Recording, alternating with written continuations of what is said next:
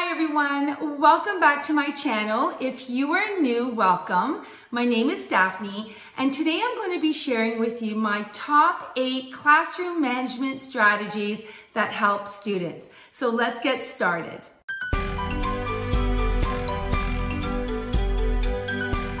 So the first strategy that I'm going to share are my desk dividers, and I have a set of 5 of them in my classroom. They're made out of plastic and they're very durable, and they're also very easily disinfected, especially during these trying times of COVID. After every use, they can be quickly and safely wiped down for the next student to use them. So you might ask, what are these dividers and how do I introduce them to my students so that they don't feel like there's a stigma of using them?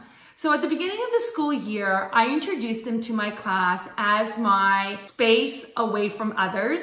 It's a way for students to be able to focus on their work without being distracted by others that might be around them. You want to be able to take away the stigma or anything that's negative around using them. You introduce it as a way of students really zoning in on their work and being able to identify with themselves when they need it. Everybody uses it in my classroom. Anyone that needs it uses it, including myself. Sometimes you might see me at my desk with the divider up. I'm working at recess or I'm in my classroom while another teacher is teaching their subject area. It's just a very easy visual cue for others to say, okay, that person has the divider up. They don't want to be interrupted right now. I'm gonna move along and do my thing and or getting them engaged into whatever the other student wants, like i.e. asking a question or maybe conferencing with another student. So these are just really easy visual cues for students to access when they recognize that they want the time or the space from others that might be around them so that they know that they can get focused and avoid any distractions in order for them to feel good about what they're doing and finish up what they're doing during class time. So the next strategy that I use every year with my students is their personal checklist. Along with setting goals at the beginning of every term, my students also create a personal checklist. This checklist is a list of things that they feel they need to work on and improve in. A lot of my students make their list very personal. It can be to remember to write in their agendas, or to plug in their technology, or to wait their turn. Personal checklist is meant for students to self-regulate their behaviors and improve on areas that they want to focus on. It is something they do independently. I support them. However, I'm not the one giving them the suggestions, not yet anyway. At the beginning of the school year, I always say to them, I want you to think back to last year's report card or comments and next steps that you've received from teachers. And what area of those that you've been shared with or you've noticed about yourself do you want to work on or you need help remembering? So it's a very personal checklist, and it's basically one that they make themselves, and many of them will either put them somewhere in their agenda. I usually suggest at the beginning of their agenda, or they will physically, some of my students actually have it taped on their desk, and it's something that they reference throughout the day. Sort of like a living document. It can be changed. Students don't need to commit if they've achieved one of their checklists. They can easily cross it out and add a new one in. Some students might only focus on 3 that they want on their checklist. Other students might have 4 or 5. It just really depends on the student and what area of their learning they really want to focus on. The checklist is open to academic, socially, and emotionally. So the students have a wide variety of strategies that they can put on their checklist to help them improve as students, and it's not limited. The big thing that I find is to really help students understand that it's okay to recognize that they need to work on things. I always say that, you know, nobody's perfect and we all have things that we can work on and improve on, including teachers. And once they understand that, it is like a permission to say that I really need to work on this area of my learning. I can achieve it with some strategies that I can implement. So it's a positive thing. I always enforce that it's a positive thing. You want to be the best version of yourself, and using a checklist and holding yourself accountable is one way that you can reach your goals and make changes.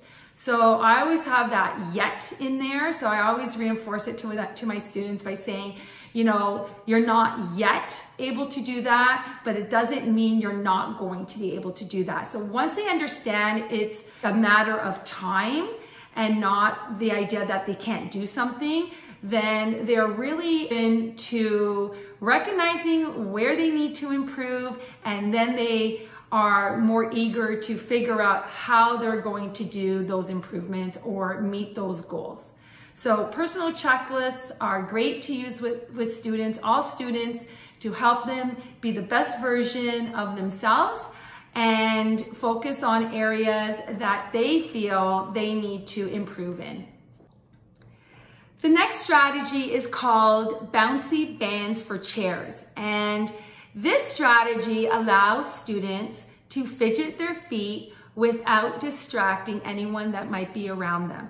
These are our students that are either tapping their feet, moving their feet around their chair, tapping the side of their chairs, students that might be sitting halfway on their chair and then their legs are in the aisle of the classroom. This strategy would do amazing things for those students. The students that are, I would consider fidgeters with their legs. So basically what the Bouncy Band is, it is a plastic rubber band that's attached to two small cylinders that fit directly onto the two front legs of a chair.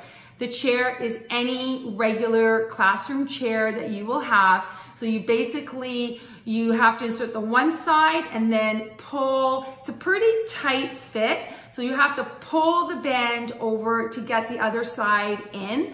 And the reason why it's a really tight fit, at first I thought it didn't fit properly, but I quickly realized it's because it needs to be really secure for the students. So while they're bouncing their feet on the rubber band, there's no chance of the band coming off and possibly flinging and hurting anyone.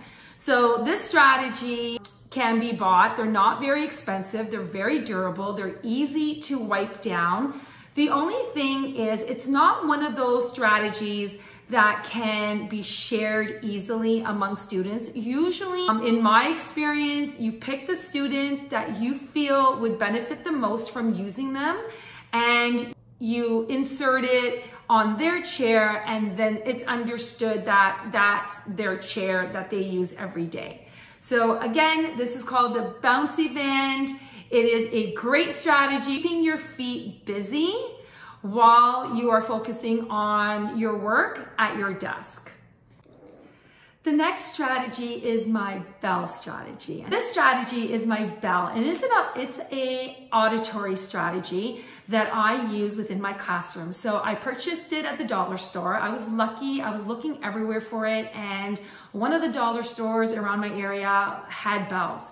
So I was able to pick up a bell at a very low cost, and basically what it is it's a way for you to get your students' attention. Instead of doing the clapping or the rhythm, or they're saying, some teachers do, like they do clapping rhythms. I quickly noticed that as you move up the grades, many of the students don't want to do those clapping games or rhythm games to get their attention.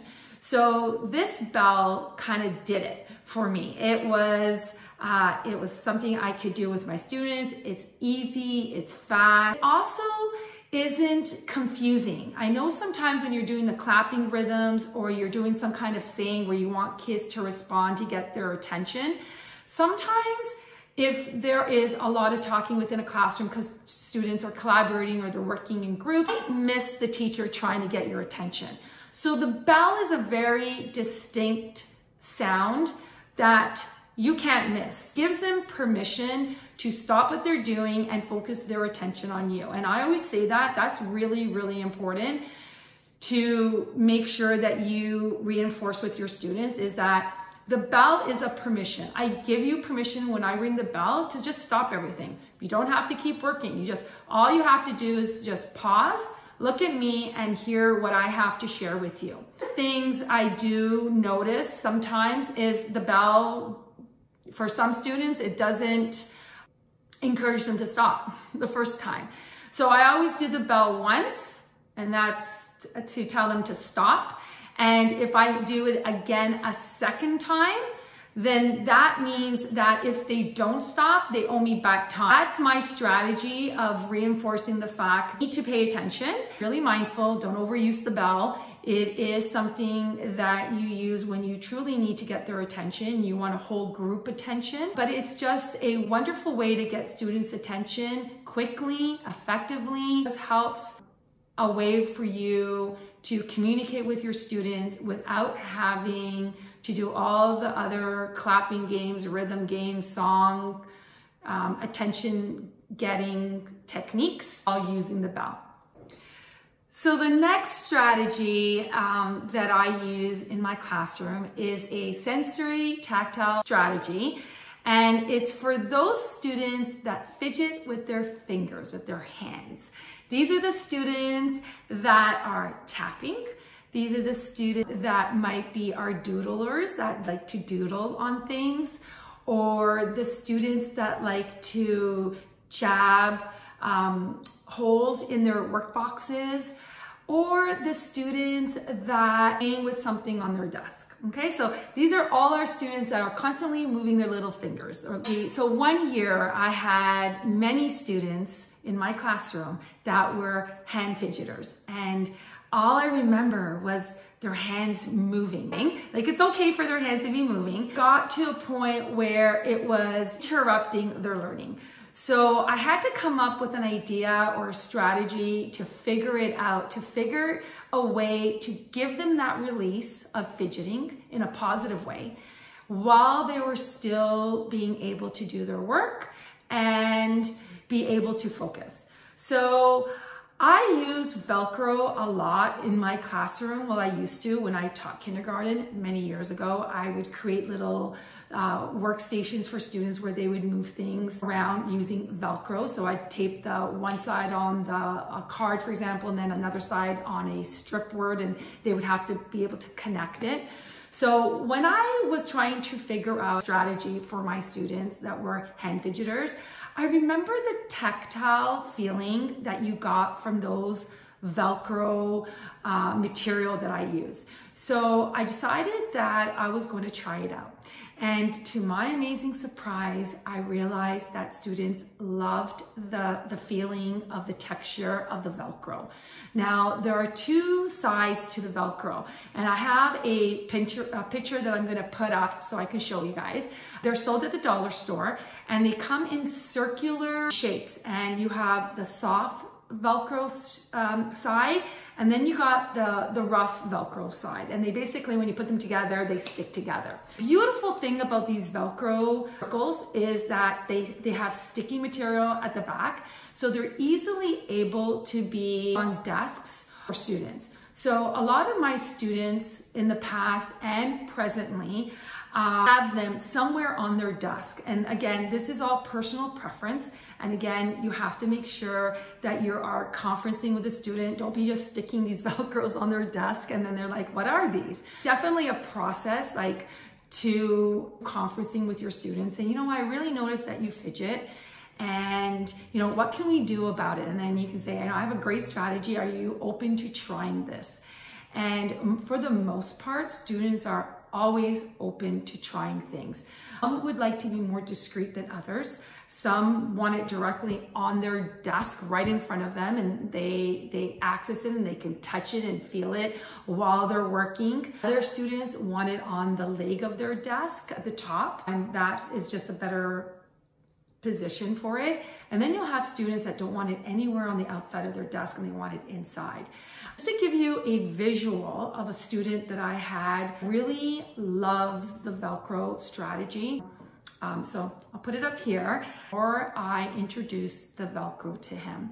And it was just, you know, you can see in the picture how much fidgeting he was doing on his workbox. And you know, I was able to take the fidgeting away from the workbox and then focus it in a more positive way. Strategies can make a world of a difference if you are able to figure what works for certain students. So when I was able to take the attention away from the workbox and drive it into the Velcro and redirect his attention to using the Velcro, it changed everything for this student. It allowed him to release the fidgeting that he had by using the Velcro instead of him poking holes through his workbox. So, you know, this Velcro strategy for some students that have fidgety hands can do so much for them. Now, you know, the Velcro is one tactile strategy that you can use, but I've used in the past different material. My students really love that bubble wrap. And, you know, you can get it for free. You get Amazon delivery. They have those bubble wraps in the packages. You can take those and cut them out in little squares or, you know, in rectangles, and you can give those to students to put on their desk or put them inside their desk so that they can feel the texture. It's just really, it's a personal preference, and when you conference with your students, when you are looking into tactile strategies, you can ask them, like, what material or what fabric or texture do you enjoy or brings comfort to you when you touch it? And when you are able to identify that, you are more likely going to have the student in to that strategy. It's just a really nice alternative. It does work for those students that truly need it. It's not expensive. You can go and pick them up at the dollar store. They have a lot of different Velcro material that you can use, and they're just easy to put on different surfaces for your students to use. Definitely can make a difference for those students that need to keep the little fingers busy while trying to focus on what they're doing. Next strategy that I have in my classroom, standing table. And my standing table came to me one year when I had a student that just could not sit at their desk to do their work. So when they were ordering furniture for my school and the principal came across a standing table, she decided to buy it and gift it to my classroom. And it was a strategy that really helped all my students, not just the one student that really did need it. The standing table is located in my classroom where it is accessible to all my students. And it is an open resource table that any student at any given time can go to and do their work. There are times I even use the standing table.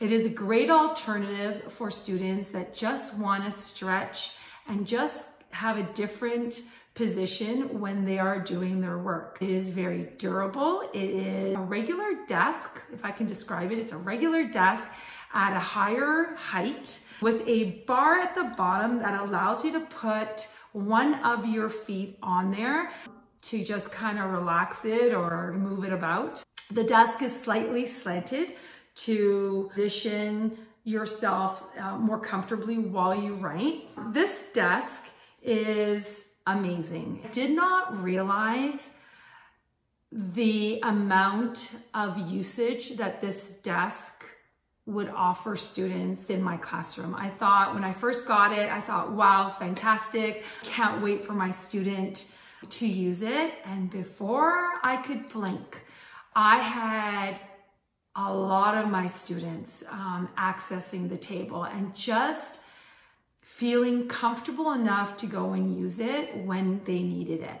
Even though my kids in my class don't sit for very long, it was just a nice way to change it up and give them an alternative seating position in the classroom while they did their only downfall to the standing table is that it is a little bit expensive. It's not something that you can just pick up anywhere. You do have to order it. It's just very durable. It's easy. You just wipe it down and you can move it pretty much anywhere in your classroom. And, you know, I like to say it's open to everyone. Anyone can access it at any time. They don't even have to ask. It's just something, if it's free and it's open, they can go and use it. An amazing alternative for students that just have a harder time sitting for any time duration, especially now with COVID and not being allowed to send students on those walks. The next strategy that I absolutely love introducing in my classroom is the zones of regulation. And if you're not familiar with the zones of regulation, it is a program that allows students to self-regulate their behavior. There are 4 different color categories. There is blue, green, yellow, and red. And under every category is a different emotion. Beginning of the school year, students in using the zones of regulation, it allows students to really begin to understand their emotions and how they are going to regulate their emotions while they are at school and hopefully while they're not at school. And why I use the zones of regulation is to help students learn more about their own emotions and how to take control of them. So this program does do that, and it's an amazing program. If you Pinterest it or you Google it, a lot of it's come up with the zones of regulation. Manual book is a wonderful resource for teachers.